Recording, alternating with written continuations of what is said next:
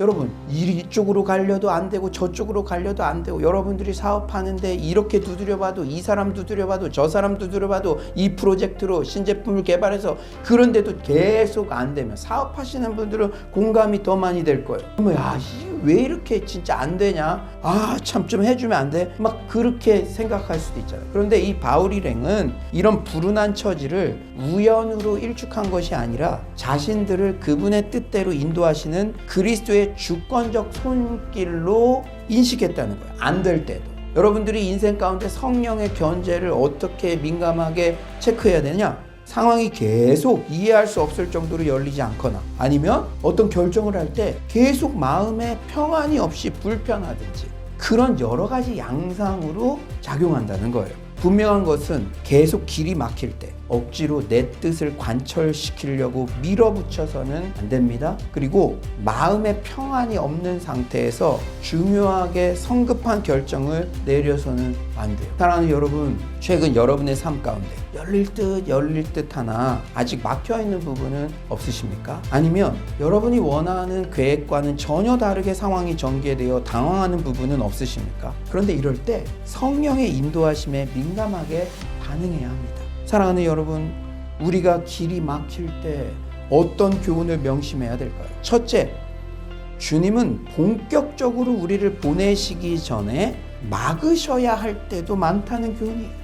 그러니까 우리가 빨리 가고 싶은 거, 일이 열렸으면 한 거는 우리 마음인데, 주님 입장에서는 본격적으로 보내시기 전에 막으셔야 할 때도 많이 있다는 거예요. 막혀있는 시간은 우리에게 뭔가 하실 일이 있다는 사인이죠. 뭔가 사면초가 진퇴양난 같은 상황일 때는 허둥대지 말고 일단 멈춰야 됩니다. 이럴 때는 주님과의 독대의 시간을 갖고 하나님의 인도하심에 민감하게 주파수를 맞추어야 합니다. 말씀의 인도하심, 성령의 견제, 상황의 인도 등을 면밀히 살펴야 됩니다. 멈추게 하신 것은 우리가 이동하기 전에 하나님이 보여주실 것이 있기 때문입니다. 우리에게 필요한 관점이나 결여된 중요한 정보가 멈춤의 시간에 우리에게 들려주고 싶어 하시는 필요한 관점, 지금까지 결여된 그런 중요한 정보가 그 기간에 반드시 있기 때문에 멈춤의 시간을 허락하신 줄 믿습니다. 코로나19로 막힌 문 앞에 서 있는 것 같은 경험을 불쑥불쑥 하게 됩니다.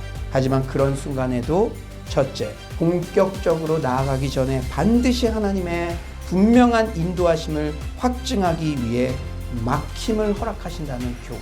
둘째, 한 길이 막히면 새로운 길을 여신다는 교훈. 셋째, 한 길이 막히는 지체되는 것 같은 시간에도 정확한 타이밍에 정확한 만남의 축복을 허락하신다는 교훈. 이 세 가지 교훈을 잊지 말고 기다림의 시간에 하나님의 철저한 인도하심을 받는 서울로의 모든 성도님들 되시기를 간절히 축원합니다.